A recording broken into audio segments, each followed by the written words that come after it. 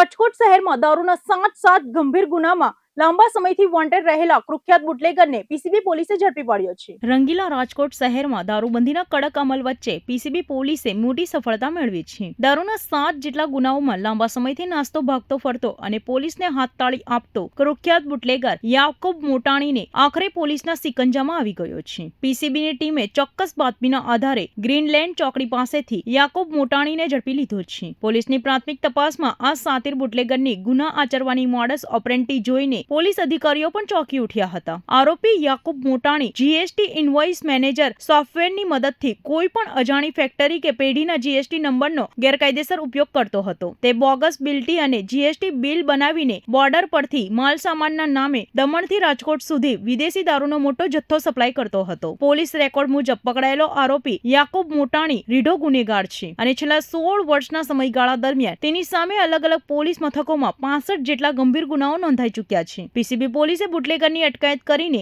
દમણથી રાજકોટ સુધી ચાલતા આ દારૂના કાળા કારોબારમાં સામેલ અન્ય શખ્સોને પકડવા વધુ તપાસ હાથ ધરી છે। માનનીય સીપી સર બ્રજેશ કુમાર દાસર દ્વારા રાજકોટ શહેરમાં પ્રોહિબિશનની પ્રવૃત્તિ પર અંકુશ લગાવવા માટે રાજકોટ શહેર પીસીબી ટીમને સૂચના કરવામાં આવેલ હતી।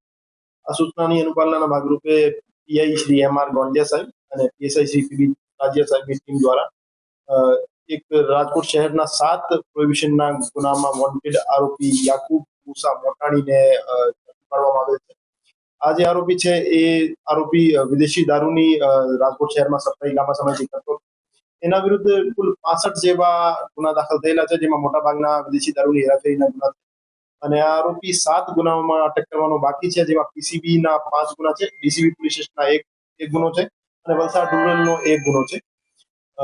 એ જે આરોપી હતો છેલ્લા 4 વર્ષથી દાદરા નગર હવેલી ખાતે ફ્લેટ ભાડે રાખીને રહેતો હતો અને આજુબાજુની વાઇન શોપ જે છે એમાંથી દારૂ ખરીદતો હતો અને દારૂનો જથ્થો ત્યાંથી પાર્સલ કરતો હતો અને એક જીએસટી ઇનવોઇસ મેનેજર નામની એક એપ્લિકેશન હતી, જ્યાંથી એ એક જીએસટી ઇનવોઇસ જનરેટ કરતો હતો અને ત્યાંથી એ ફેક જીએસટી ઇનવોઇસ આધારે પાર્સલ અહીંયા લોકલ બુટલેગર્સ સપ્લાય કરતો હતો।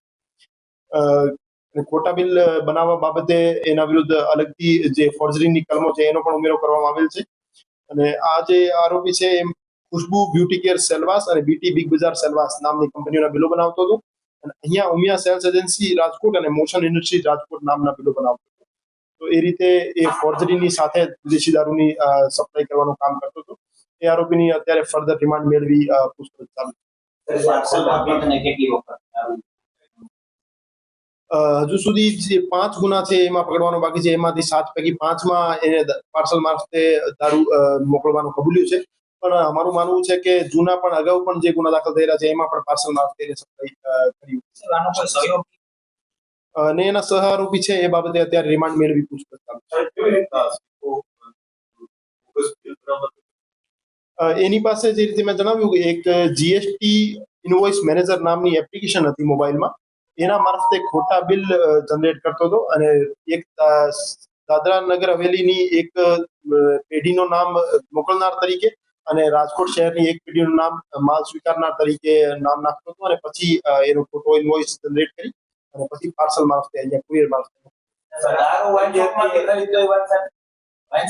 હા, મોટા ભાગનો જે દારૂ છે આજુબાજુની વાઇન શોપમાંથી લીગલી ખરીદેલો છે નાના નાના જથ્થાઓમાં અને એકાદ એનો મોટો સપ્લાયર છે એ ઇલીગલી એમને ખરીદેલો છે તો એનું નામ ખોલવામાં આવશે।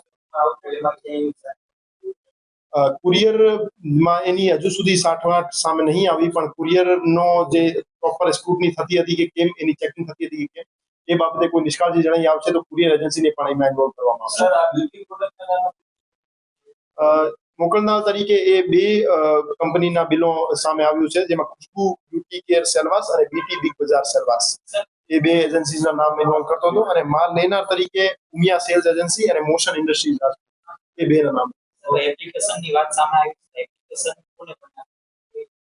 એ બાબતે એ જે આરોપી છે એની પાસેથી 8 મોબાઈલ ફોન જે કબજે કરવામાં આવેલ છે એ એફએસએલમાં મોકલવામાં આવશે અને એનો જે ઓરિજિન ક્યાંથી થયો છે એ બાબતે ઊંડાણપૂર્વક તપાસ કરવામાં આવશે।